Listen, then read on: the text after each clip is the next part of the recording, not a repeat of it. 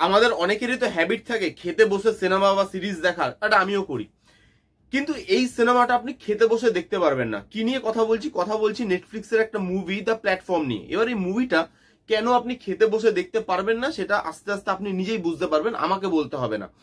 এবার ব্যাপার হচ্ছে যে এই মুভিটা আমি দেখবো বলে খুব একটা দেখতে বসিনি, জানতাম মুভিটা ভালো হয়েছে, কিন্তু মুভিটা দেখার আমার মেন ইন্টেনশন ছিল যে পার্ট 2 বেরোচ্ছে 4 তারিখে, নেটফ্লিক্সেই বেরোচ্ছে, 4 অক্টোবর পার্ট 2 বেরোচ্ছে। তাই বললাম পার্ট 2 বেরোচ্ছে, এত ভালো একটা মুভি শুনেছি, খুব ভালো সিনেমা, তো পার্ট 1টা দেখে রাখি, তাহলে পার্ট 2টা দেখতে সুবিধা হবে। যখন আমি পার্ট 1টা দেখলাম তখন আমি নিজেকে নিজে দোষ দিচ্ছি যে আমি একজন মুভি বাফ হওয়ার পরেও, আমি একজন রিভিউয়ার হওয়ার পরেও এই মুভিটা আমি কি করে মিস করে গেলাম, এবং এইটা আমি এতদিন ধরে কেন দেখিনি, যেটা আমার অনেক দিন আগে দেখা উচিত ছিল। কারণ এই সিনেমাটা আমাদের সোসাইটিকে তুলে ধরে এবং খুব কড়া ভাবে তুলে ধরে। প্রত্যেকটা লোকের এই সিনেমাটা দেখাটা খুব জরুরি, দুটো ক্যাটাগরির লোক ছাড়া। এক হচ্ছে বাচ্চা এবং যাদের হার্ট দুর্বল, এই দুটো ক্যাটাগরির লোক কোনোভাবেই এই সিনেমাটা দেখতে পারবেন না। এবার এই সিনেমাটা দেখার সময় আমার নিজের উপর রাগ হচ্ছিল যে সিনেমাটা আমি এতদিনে কি করে মিস করে গেলাম, কেন দেখলাম না আমি এতদিনের সিনেমাটা। এর গল্পটা খুব স্ট্রেট ফরওয়ার্ড, খুব সিম্পল একটা গল্প, এবং যার মধ্যে কোনো টুইস্ট এন্ড টার্নস নেই। তবু এই সিনেমাটাকে আজকের দিনে আমি একটা মাস্টারপিস সিনেমা বলবো। সেটা কেন, সেটা আমার রিভিউটা শুনলে আপনি বুঝতে পারবেন। এর গল্পটা যদি আমি আপনাকে বলি, এর গল্পটা হচ্ছে একটা বিল্ডিং আছে, সেই বিল্ডিং অনেকগুলো ফ্লোর আছে। কটা ফ্লোর আছে কেউ জানে না। প্রত্যেকটা ফ্লোরে দুজন করে লোক থাকবে, এবং সেই ফ্লোরে দিনের একটা নির্দিষ্ট টাইমে খাবার পৌঁছে যাবে, ওয়ার্ল্ডের বেস্ট শেফরা খাবার তৈরি করবে এবং বেস্ট কুইজিন আপনাকে সার্ভ করা হবে। কিন্তু শর্ত এখানে দুটো, সেটা হচ্ছে আপনাকে 2 মিনিটে টাইম দেওয়া হবে। মানে প্রত্যেকটা ফ্লোরে ওই প্ল্যাটফর্মটা, যে প্ল্যাটফর্মের মধ্যে খাবারটা থাকবে, সেই প্ল্যাটফর্মটা প্রত্যেক ফ্লোরে 2 মিনিট করেই দাঁড়াবে, এবং 2 মিনিটের মধ্যেই আপনাকে আপনার খাওয়া শেষ করতে হবে। আপনি নিজের মধ্যে বা নিজের কাছে কোনো খাবার রিজার্ভ করে রাখতে পারবেন না যে না ভাই এটা আমি খেতে পারছি না, রেখে দিলাম, আমি পরে খাবো। না, আপনাকে 2 মিনিটের মধ্যেই খাওয়া শেষ করতে হবে, এবং তারপরে প্ল্যাটফর্ম নিচে চলে যাবে নিচের তলার লোকদের জন্য। এবং এটা শুনেই আপনি বুঝতে পারছেন যে একতলায় যে থাকবে সে সব থেকে ভালো খাবারটা পাবে, এবং লাস্ট যেখানে গিয়ে শেষ সেখানে সব থেকে খাবার কম পাওয়া যাবে। এই দিয়ে, এই খাবার দিয়ে এবং প্ল্যাটফর্ম দিয়ে যেভাবে এই সিনেমাটা আমাদের সমাজের ক্লাসিফিকেশনটাকে দেখায়, সেটা আউটস্ট্যান্ডিং। এবার যদি এর পজিটিভ দিক নিয়ে কথা বলি, ফার্স্ট পজিটিভ দিক মেসেজ। আমি এতদিন ধরে মুভি রিভিউ করছি, আমার মনে পড়ছে না আমি কোনো সিনেমার পজিটিভ দিক হিসাবে সেটার মেসেজিংটাকে ফার্স্ট পজিটিভ দিকে রেখেছি কোনোদিন। বাট এই সিনেমাটা রাখতে বাধ্য হচ্ছে, কারণ মেসেজটা এত লাউড এবং এত ক্লিয়ার, যেটা আমাদের কানে ঢোকাটা খুব জরুরি, এবং এটা সমাজের ক্লাসিফিকেশনটাকে মেসেজের মাধ্যমে যেভাবে অডিয়েন্সের সামনে তুলে ধরে, সেটা জাস্ট আউটস্ট্যান্ডিং। এখানে দেখানো হচ্ছে যে ওপরের তলার মানুষ না কোনোদিনই চায় না যে নিচের তলার মানুষ বা গরিব মানুষ তারা ওপরে যাক বা তাদের সমান সমানে যাক। তারা চায় তাদের ফেলে দেওয়া জিনিসটা, তাদের অবশিষ্টটা বা তাদের উচ্ছিষ্ট, তাদের এঁঠোটা, এগুলোই নিচের তলার মানুষরা ডিজার্ভ করে এবং সেগুলোই তারা পায়। ওপরের তলার মানুষ যারা হয়তো খেতে পারবে না সেই খাবারটা, তারা প্রচুর প্রচুর খাবার খেয়ে নিচ্ছে। তারা ভাবছে না যে আমি যে আমার নিজের প্রয়োজনের থেকে বেশি জিনিস নিয়ে ফেলেছি, নিচের তলার লোকগুলো কি দিয়ে সার্ভাইভ করবে, এটা কিন্তু তারা ভাবে না কোনোদিনও। এবং এটা সমাজে আপনি দেখতে পাবেন, যারা উপরের তলার মানুষ থাকে, যারা বড় লোক থাকে, তাদের হাতে সব পাওয়ার আছে, তারা চায় সবকিছু পেতে, এবং তারা কোনোদিন ভাবে না যে আমার নিচের তলার মানুষটা কি নিয়ে বেঁচে থাকবে। তাদের হয়তো দুবেলা দুমুঠো খাওয়ার জন্য তাদেরকে সংঘর্ষ করতে হয়, তাদেরকে স্ট্রাগল করতে হয় লাইফে। আমাকে সেই স্ট্রাগলটা করতে হয় না, বাট আমি ভাবছিও না যে আমার নিচের তলার মানুষ কি খাবে। এবং এই মেসেজটা যেভাবে তুলে আনে, এটা জাস্ট আউটস্ট্যান্ডিং।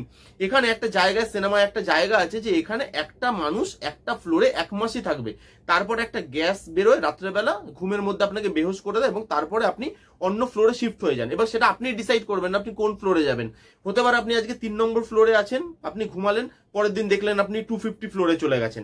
এবার এটা কেন দেখানো হয়েছে? এই কারণে দেখানো হয়েছে যে আজকে গরিব মানুষরা যেই জায়গায় আছে, কোনোদিন সেই জায়গায় আমিও থাকতে পারি, এবং সেই 250-র যে ফিলিংটা, 250-তে যখন খাবারটা নামছে আস্তে আস্তে, সেখানে আর খাবার নেই, তাহলে ওপরের তলার মানুষদের ভাবা উচিত যে আমিও কিন্তু এই তলাটায় যেতে পারি কোনোদিন, তাই আমাকেও বুঝে শুনে খেতে হবে। আমি 3 নম্বরে বা 2 নম্বরে আছি বা 1 নম্বরে, তার মানে সব খাবার খেয়ে নিলাম, এবং যে 250 তলায় বা 300 তলায় যে লোকটা বসে আছে সে খাবারই পেলো না।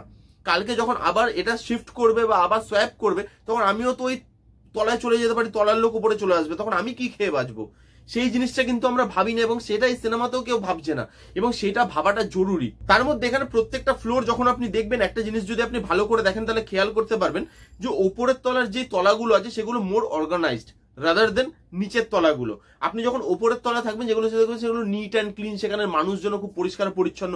কিন্তু যত আপনি নিচের তলায় আসবেন দেখবেন সেখানে নোংরা হয়ে আছে, খাবার পাচ্ছে না, লোক মারা যাচ্ছে, লোকের রক্তারক্তি কাণ্ড, সেখানে লোক একে অপরকে মেরে খাওয়ার চেষ্টা করছে।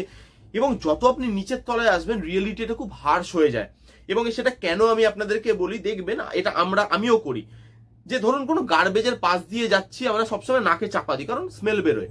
কিন্তু আমরা একটু খেয়াল করলে দেখতে পাবো এই গার্বেজের পাশে কিছু লোক তাদের বাড়িতে বসবাস করছে। আমরা যদি কয়েক সেকেন্ড সেই স্মেলটা সহ্য করতে না পারি, তারা কি করে সহ্য করে থাকছে সারা জীবন? এটা আপনি একবার কোনোদিন ভেবে দেখেছেন? ভেবে দেখেননি হয়তো, বাট আজকের থেকে সিনেমাটা দেখার পর ভাববেন, আমি তো অন্তত ভাববো। এবং এখানে সেই জিনিসটা যেভাবে দেখানো হয়েছে, যে ওপরের তলা যেটা তারা গালাগালি দিয়ে খুব পশ পেতে গালাগালি দেয়, এবং সমাজের যারা নিচু তলায় থাকে, দেখবেন আপনি সমাজেও এটা দেখবেন যে যারা নিচু তলায় বিলং করে তাদের ড্রেস আপ, চুলের হেয়ার কাট থেকে শুরু করে মুখের ভাষা, তাদের ল্যাঙ্গুয়েজ সবকিছু না একটু আলাদা ধরনের। তারা জানে আমি যদি আজকে ভদ্রভাবে থাকি এই সোসাইটি আমাকে বাঁচতে দেবে না, তাই তারা সেই জিনিসটা নিজেদের মধ্যে মানে ইনবিল্ড করে নিয়েছে যে আমি এইভাবেই থাকবো, সোসাইটি আমাকে যেটা দিয়েছে তার মধ্যে এইভাবেই বাঁচা যায়, এটাই আমার কাছে ভদ্রতা। ওই ওপরের তলার মানুষদের মতো আমি ওই সফট ভাষায় কথা বলতে পারবো না, কারণ রিয়েলিটি সেটা দিচ্ছে না আমাকে। এই জিনিসটা যেভাবে দেখায় সেটা আউটস্ট্যান্ডিং। তার মধ্যে আমরা সমাজে দেখি যে একজন বাঁচতে গেলে অন্যজনকে মেরেই বাঁচে, সেটাই করে। একজনকে বাঁচতে গেলে অন্যজনকে মেরে বাঁচতে হয়, সেই জিনিসটা এখানে দেখি। যে এই যে এতগুলো মেসেজিং, এই এতগুলো জিনিস যে একটা সিনেমার মধ্যে আপনাকে দেখায়, যে লাইফ লেসন গুলো দেয় আপনাকে, সেগুলো জাস্ট আউটস্ট্যান্ডিং। ওগুলো মানে দেখলে না আপনার গা গিনগিন করে উঠবে, নিজের ওপরে আপনার প্রবলেম হবে যে আমিও তো কোনো না কোনো সময় হয়তো এরকম করেছি, আমিও কোনোভাবে সমাজের নিচুতলার লোকদেরকে কোনো না কোনো দিন এভাবে দেখেছি, নিশ্চয়ই দেখেছি। আপনার নিজের ভেতর প্রবলেম হতে শুরু করবে। সিনেমাটা এতটা হার্শ এবং এতটা ট্রু বলে আমাদেরকে। তার মধ্যে এর যে ট্রিটমেন্টটা, এবং আপনি এই পুরো জিনিসটাই ব্যাকগ্রাউন্ডটা শুনে বুঝতে পারছেন যে এর ট্রিটমেন্টটা কোনোভাবেই খুব সিম্পল বা খুব মানে লিনিয়েন্ট হতে পারে না। এর ট্রিটমেন্টটা খুব র, তাই জন্য আপনি দেখতে পারবেন না। খেতে বসে যদি আপনি সিনেমাটা দেখেন, এক তো খাবার নিয়ে জিনিসটা, খেতে বসে যখন আপনি এই জিনিসগুলো দেখবেন না, সেই জিনিসগুলো আপনি দেখতে পারবেন না। আমি দুপুরে ঠিক মতো করে খেতে পারিনি সিনেমাটা দেখার পর। এবং এখানে যেভাবে র ট্রিটমেন্ট রাখা হয়েছে সেটাই সাবজেক্টটার সঙ্গে যায়। Performance is outstanding, look and feel outstanding. এবার আমি যে কথাটা নিয়ে বলবো সেটা হচ্ছে, আমরা অনেক সময় বলি বাজেটের জন্য আমরা মুভি বানাতে পারি না। এই সিনেমাটা আপনি দেখবেন, দেখে এসে আমাকে কমেন্ট করে জানাবেন যে কত টাকা বাজেট এই সিনেমাটা লাগতে পারে। ভাই কি বাজেট লেগেছে? Content, performances, look and feel, রনেস, এই জিনিসগুলো আপনার বলার ক্ষমতা থাকতে হবে, তবে লোক সিনেমা দেখবে। আপনার মুভিতে বাজেট না থাকলেও লোক সিনেমা দেখবে, কারণ আপনার মধ্যে বলার ক্ষমতা আছে। আপনি যেটা বলছেন সেই জিনিসটা সত্যি এবং লোককে কনভিন্স করতে পারছেন, তাহলেই সিনেমা চলবে। এই যে লোক আজকে বাজেটের দোহাই দিয়ে সিনেমা বানায় না, সেটা কিন্তু মানে সেটা কতটা ভুল সেটা আপনি জানবেন না। কারণ সত্যজিৎ রায় একদিন একটা ইন্টারভিউতে বলেছিল, আমি শুনেছিলাম, যে আমি দর্শকের দোহাই দিয়ে সস্তা সিনেমা বানাতে চাই না। এবং এই সিনেমাটা কোনোভাবেই সস্তা নয়। নেটফ্লিক্সে আছে, ইংলিশে অ্যাভেলেবেল আছে, এটাই যে একটা নেগেটিভ দিক। কারণ আমি ভেবেছিলাম বা আমি চাইছিলাম এই মেসেজটা প্রত্যেকটা মানুষের কাছে পৌঁছে যাক, বাট ইংলিশে আছে।